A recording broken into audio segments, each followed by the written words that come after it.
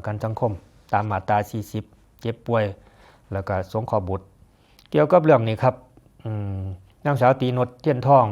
รัฐมนตรีว่าการกระทรวงแรงงานครับ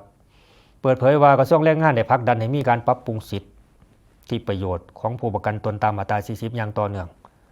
โดยล่าสุดนี่ครับมีการประกาศใช้พระราชกฤษฎีกากำหนดหลักเกณฑ์และกับ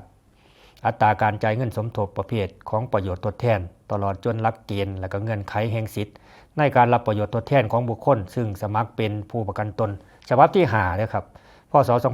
2568ซึ่งประกาศในราชกิจจานุเบกษาวันที่31ธันวาคม2568มีผลใส่บังคับจากวันที่ถัดจากวันประกาศเป็นต้นไปถือว่าเป็นข่าวดีครับเป็นข่าวดีสำหรับผู้ประกันตน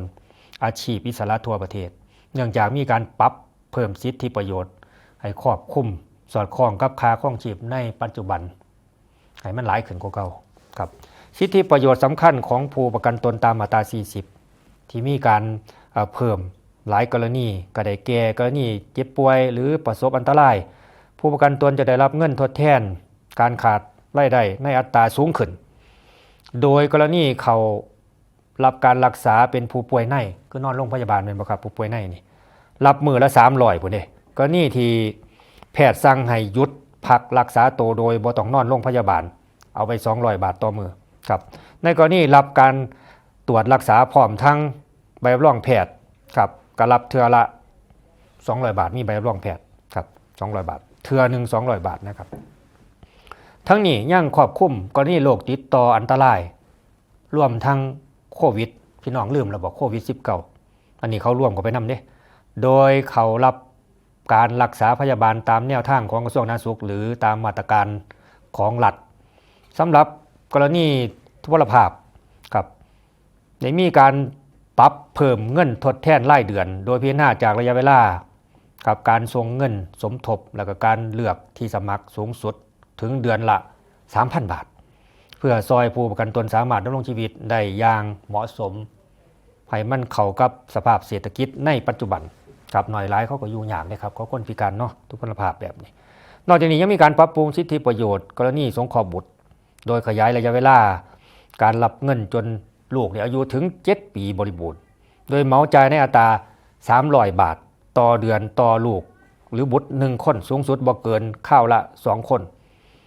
เป็นการแบ่งเบาภาระค่าใช้จ่ายของครอบครัวดีเติบด้วยครับมันมาซอยเนาะเกี่ยวกับเรื่องนี้อีกทั้งผู้ที่ประกันตนถึงแก่ความตายก่อนครบอายุ60 ปีครับหรือก่อนที่จะได้รับประโยชน์ทดแทนในกรณีชราภาพครับจะจ่ายเงินบำเหน็จชราภาพให้แก่บุคคลซึ่งประกันตนทำหนังสือระบุให้เป็นผู้มีสิทธิ์ได้รับประโยชน์ทดแทนในกรณีชราภาพหากบ่ได้เฮ็ดหนังสือระบุไว้เงินบำเหน็จชราภาพจะเฉลี่ยจ่ายให้กับคู่สมรสกับบิดามารดาหรือบุตรในจำนวนที่เท่ากันคือเฉลี่ยให้เท่ากันเลยมันจังบ่ได้เปรียบเสียเปรียบกับกรณีที่ผู้ประกันตนเจ็บไข้ได้ป่วยด้วยโรคโควิด19แล้วก็เขารับการรักษากับพยาบาลตั้งแต่วันที่26 มีนาคม